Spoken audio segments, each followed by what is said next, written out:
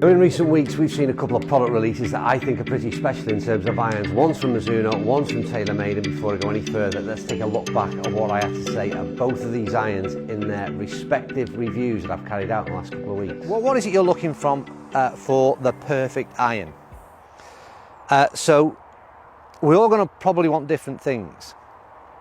So profile is something for me that's really important. In other words, how it sits behind the ball, how that top line looks, the width of that sole, that's a key thing for me. The offset thing, again, I can't notice any of it, to be honest with you, on this whatsoever. It's minimal offset, as they'd say. But that, again, is something that ticks a box for me. Visually, I like a club to look nice in the bag. I like a bit of shiny chrome. Next on to performance, I want a bit of help, I want a bit of forgiveness. So I'm asking for a small profile, but give me some forgiveness, give me some fast ball speeds across that club face to help with some off-centre strikes. And then the last thing I'm asking for is I want feel. And whether that be sound, whatever it is that you determine feel to be, I want that soft feeling, ideally, of what I get from a forged iron. Now for me, honestly, TaylorMade in this P790 set have ticked every one of those boxes. Who knows? Oh. Okay, first ball, so let's not say too much. Oh my word.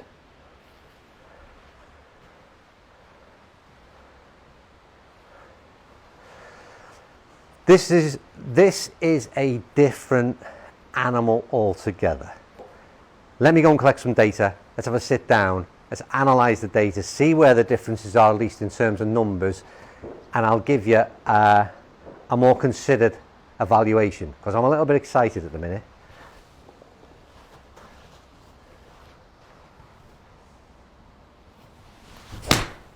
Oh my word.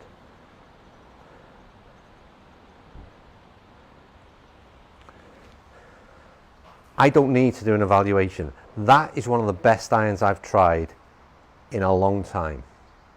Seriously. Right, I think let's start this off. We're going to try and structure the review in sort of different segments in terms of this comparison. I'm going to start off with how these things look. This is going to be my opinion of how these things look, and I think that's a really important thing because it's each to their own. But first of all, look at this image from above the two clubs, so at address effectively, and this is the first noticeable difference. There is a more compact look about the P790. So overall profile and that top line is without doubt quite considerably thinner than what I had imagined, to be quite honest with you.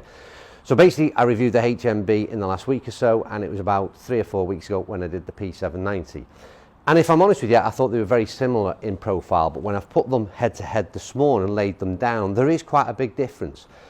To a lot of people that won't make any difference whatsoever, but to others that might sway them towards the P790 for that smaller profile. And for me, like I said, on a personal level, I would prefer at address the look of the P790 because of that slightly more compact and overall look. In terms of how these clubs look on the shelf, I think they're both stunning in terms of visuals. I mean, I'd be happy with either of those sitting and popping out the top of my golf bag. I think they look superb, but once again, it's very much a personal choice. But in terms of looks and address, and I don't know whether you can get it as well, but certainly for me, there seems to be visibly less offset on the P790. So, first point would go to the P790 on looks at address. Not in terms of from the back side, but certainly address. P790 will get the first tick in the box for me. Okay, so next up I want to talk about sound and feel, and again, very much a personal thing, but I'm going to give you my opinion. I'll hit a few balls as I speak, and again, it's interesting for me to sort of go back and hit the two clubs side by side, and what I thought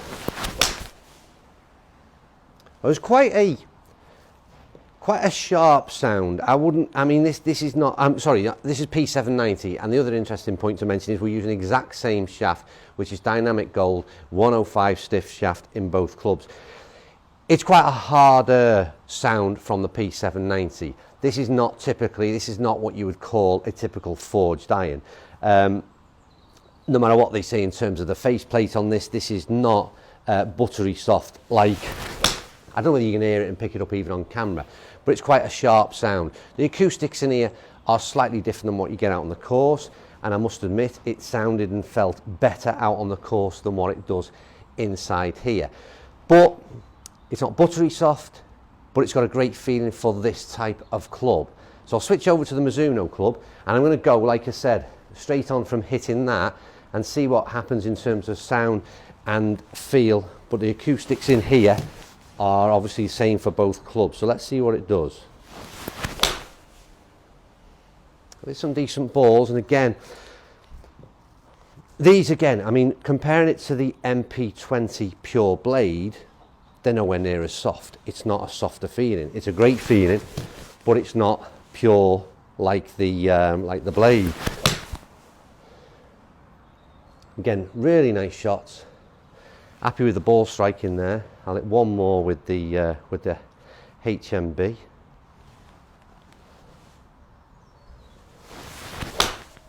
Slightly off the bottom grooves with that final one. So, in terms of preference, in terms of feel, I think for me, Mizuno have achieved a better feel and a better sound, marginally.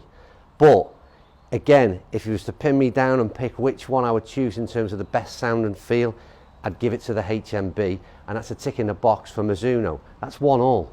Right, so next piece is about price, and the price comparison is a real interesting one, and I think this is where there's a big margin, and it will be interesting to see how this sort of sways people in terms of their buying decisions moving forward.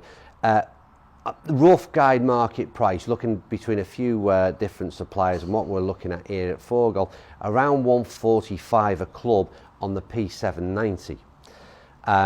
On their HMB, and again, it's been much publicised, I've read a lot of comments about it, 180 a club. So we're talking about Great British Pounds here. That's a considerable difference, and I think it's one of the shocking things that came out of the review, or the launch rather, from Mizuno, was just how much they'd hiked these prices up. And I think that's going to sway a lot of people in their decision, like I said. So for me, quite obviously, P790 gets a massive tick in the box in terms of very much favourable in terms of if you're looking at price point, then that's a huge difference. Right, next on, it's the versatility in terms of being able to, what kind of set can you build? Doesn't make a lot of sense, that, does it? But what the Mizuno line has done in terms of this MP20 range is they've allowed a bit more flexibility and to be able to blend sets, combine sets, so you could in effect get a mix of all three of these in terms of the MP20 Blade, the MMC, and into the HMB. But I think there's a great option to blend in terms of visuals for me is to do this sort of MP20 HMB in the longer irons, and maybe from 8 iron down you'd go into the standard Blade. And I think the ability to mess around with the lofts a little bit, you could get a nice set blended together that works really well. That option isn't available in the P790s. But what I will say in both sets, the other point to mention, I've not seen the shorter irons in the HMB, and I know it's a progressive profile in terms of it's going to change shape and get a little bit more thinner top line, but I haven't seen it to hand. I have seen it in the P790. I've had the 9 iron in hand, and I can tell you that again, there's a great difference in terms of what they've changed in terms of the shaping and profile when they get to the shorter irons. But like I said, I can't say the same of the HMB because I've not seen it physically in hand. But for me, I think that I'd probably give another tick in the box to the Mizuno option because of that versatility and because of that ability to combine the set and make something very much specific that would suit your eye. Now, so far, all the opinions have been pretty much, I think, could be argued a personal opinion. So your opinion on price, your opinion on looks, your personal opinion on looks and feel is very much down to the individual. But what we can't get away from, and ultimately what we want to have a look at, is how do these clubs perform in the hands of the average golfer. So switch over to some Seed golf balls and get testing with some TrackMan and get some numbers. And that was the thing that I did next. I've got to say, I mean, first off, I think it's fair to say that on both occasions when I tested these clubs on an individual basis, I hit the ball really well. I wasn't hitting the ball as well as I had done on previous testing, but again, that's where I come from. That's the view and the opinion of the average golfer. There are variables. But anyway, here's the numbers up on screen for you now. I'm going to start off. So we tried to sort of gain 10 shots on each. I think we went 11 on one of them. But the first set of numbers up is that of the Mizuno. Now, pretty much what we achieved last week, achieved a slightly higher spin number, but ball speed's 121, very good, 6,500 spin on the 7-iron. Again, don't forget there's a difference in lofts on these two clubs, which I've not mentioned as yet. 168.9 carry, launching 18.4, peak height at 103. This ball definitely gets very high and up there, and a land angle of 49.4 degrees. Like I said, nothing too different from what I achieved on the previous test that I carried out. So over to the numbers, same shaft, don't forget, but we've got different lofts here. So we've got 32 degrees as opposed to 30 degrees now that you're going to see on the P790. So here's the numbers on the P790. So like I said, a little bit stronger in terms of loft, 122.4 ball speed, 6,000 spin, 172.5 carry, slightly lower launch at 16.8, 97 peak height, and a descent angle of 47.7. I'm going to go straight into the numbers side by side in terms of the averages, and this is what I'll put up on screen for you now. There is literally nothing to separate these clubs in terms of performance. The difference in performance, I would think, is as simple and as straightforward as the difference in loft. So we've got that 2 degrees worth of difference, and for me that explains everything that we've seen in there in terms of those slight differences. So how do you split them and who comes out on top? Well, I think it's very much like I said, the first half of this review, the first whatever it was, 3-4 categories are very much down to the individual. For me, on a personal level, I've give you those opinions. On a performance level, I think for me, probably, again, although I love the performance in terms of the ball flight on the HMBs, very high ball flight, slightly lower, more penetrating ball flight. And again, I know that's down to loft on the 7-iron of the P790. Probably slightly preferred that ball flight. There's nothing to split them. It is a very, very tough. I don't like sitting on the fence. I'd like to choose one or the other. I think that as an overall package, and when you group in the price of that, then I think you're probably swayed towards a TaylorMade, because I think the price is the big glaring difference between the two clubs, because on every other level, it's very, very similar. There's nothing to split them. I think the main point is this. As average golfers, I think these two irons will suit so many golfers, so many different levels in terms of handicap category, swing speeds. I think they are so good for the game in terms of getting some enjoyment out of this game and helping us enjoy hitting the balls out there on the fairways, because they do nothing but help. It's very hard to pick negatives in either of the clubs, and I think that if you're looking for a new set of irons, then I don't really think you could go wrong either way, whichever decision you make. And like I said, I think that's a lot down to budget and what suits the eye. But performance-wise, very difficult to split indeed. Anyway, I enjoyed the test. It was great to get back, because it's hard not to come in here with a sort of preconceived idea, having tested the two clubs.